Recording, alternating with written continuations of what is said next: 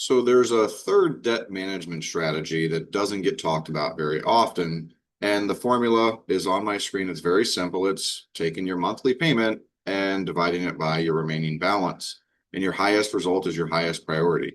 And it's not to replace any of the other methods. It's another method for another goal. So normally we hear about, avalanche if your focus is on interest and reducing that over a long period of time. Snowball, paying off that smaller balance and getting that momentum moving. This has to do with improving your cash flow the fastest way possible, right? And giving yourself a little bit more breathing room. So I'm going to give you an example to where you can kind of see how it get puts together so you can use it for yourself in just a second here. So feel free to follow along with me. It's either with a piece of paper or, I use Excel just because it's a little bit easier for me. Let's look at different kinds of debt type you might have, right? You might have a mortgage. You might have, let's just say 3 credit cards. You might have a car loan, something of that nature. Okay. If we take what is our mortgage balance, everyone's is different, right? So I'll just put a random $250,000. Let's say first credit card, I owe $15,000. This one I owe $3,000. And we'll just say this one I owe $20,000. Okay. And a car loan, let's say I just bought a brand new car, and I owe about $30,000 left, right? And then we take that monthly payment, and let's just say for this, your monthly payment may be, $2,000 with everything included. We'll say your credit card might be, we'll just say 500.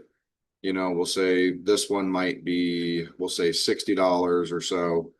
And then, this monthly payment may be, we'll say this one might be 700. Okay. Car loan, probably about 30,000. Most people, probably around $500 to $600. So we'll say 550. And like I showed you in the original formula, it is literally just taking your monthly payment and dividing it by the balance. Okay. Now I'm going to just copy and paste this down the formula so it can, as you see, there's different results. And the way that this ranks is that the highest result is your highest priority. And the reason why is because if you're able to take that additional money that you have, following this rank and putting that extra money towards it is going to give you a lot more breathing room.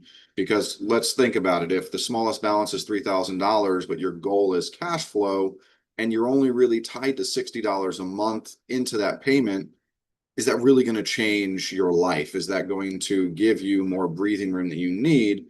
So this is just another simple way that you can look and do very quickly yourself and reorganize, shall we say, or reprioritize where you're putting that additional money to pay off your debt. Again, this is not to replace any other strategy. This is simply another strategy if you have a different goal, and that goal would be improving your cash flow in the fastest manner possible. So before you start paying your next strategy and your next bills, I challenge you, take a second, even a minute, as you just saw how quick it was.